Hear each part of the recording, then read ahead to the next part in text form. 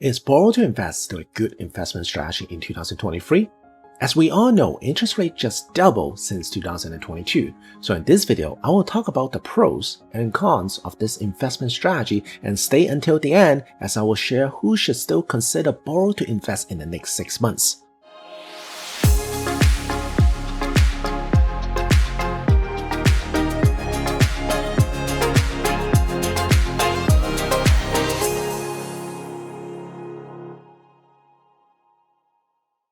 Hey, this is Thomas, your trusted advisor, and before we dive right into it, a little disclaimer. As always, check with your financial advisor first to go over your specific situation. This information is for educational purpose only.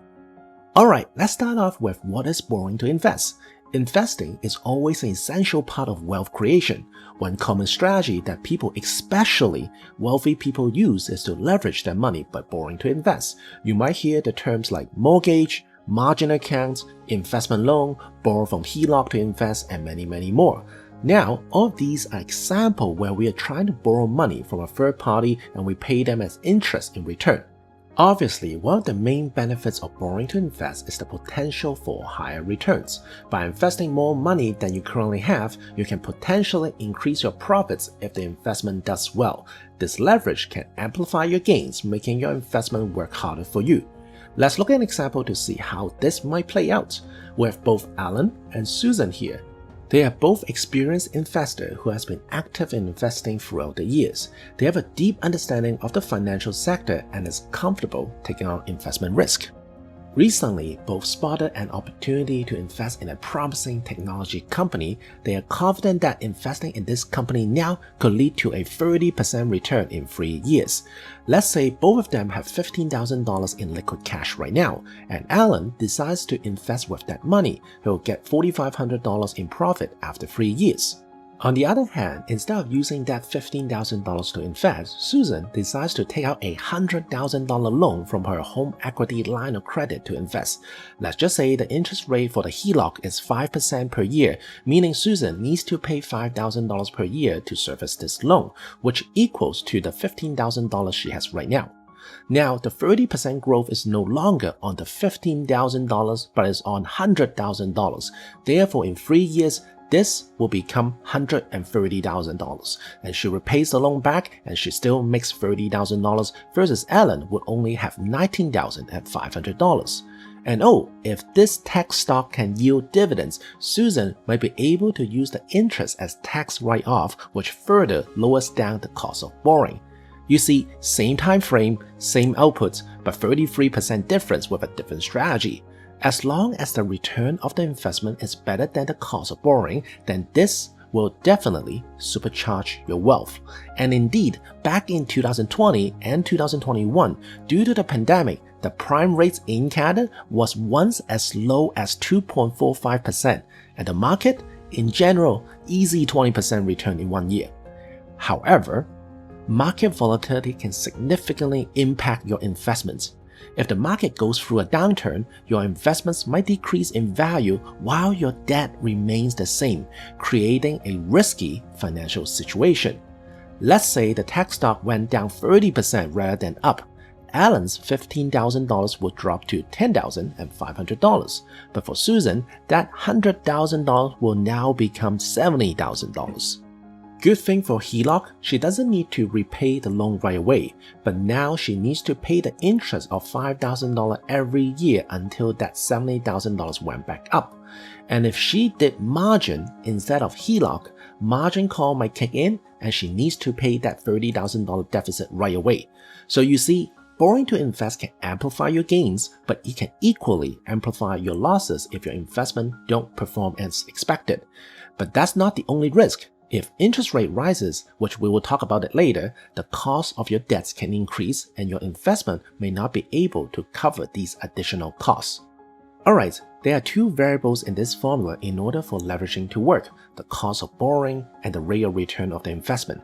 In terms of cost of borrowing, interest rate has been increasingly rapidly since 2022, and now in June 2023, the prime rate becomes 6.95, more than double of the cost compared to 2021.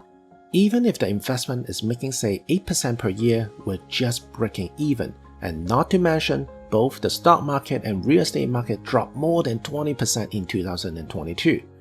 So is borrow to invest still a viable strategy now? And we must introduce our third variable in the formula, tax deduction. To be considered tax deductible, let's take a look at the line 22100 from a CRA carrying charge. In order for the interest to be tax write-off, the investment must be used for the purpose of earning income. This can be interest, dividends, rents, or royalties, and you can deduct the interest 100% from your total income. And how much you save from taxes all depending on your personal income and tax bracket. Here's an example.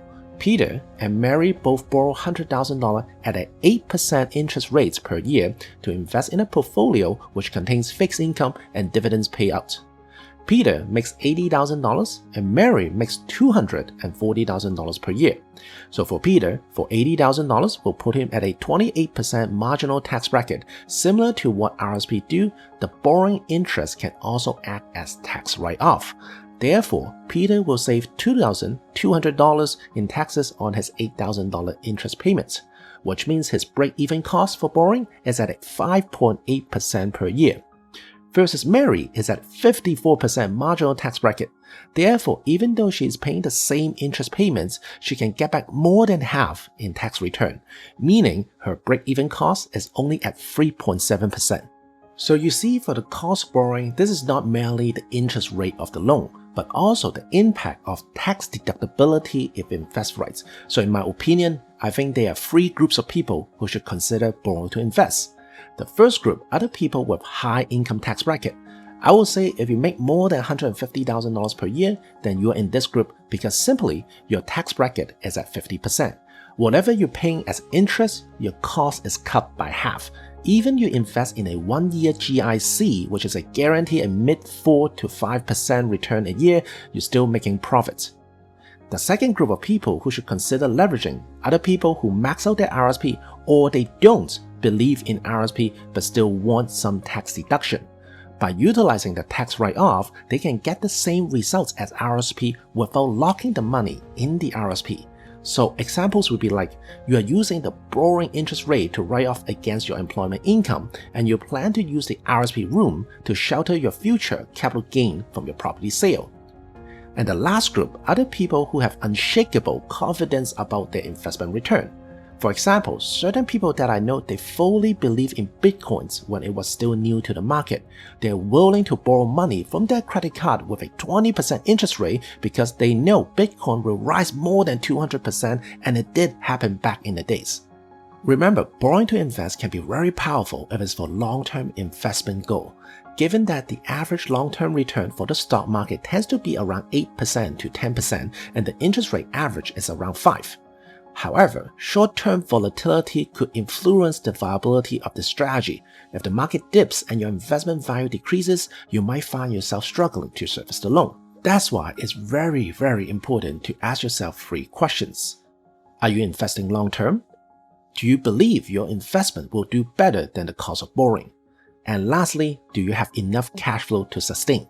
Regardless of the situation, it's always a good idea to speak with your accountant or financial advisor before deciding to borrow to invest. They can help you analyze your financial situation, consider the potential risk and benefits, and make a decision that aligns with your financial goals and risk tolerance.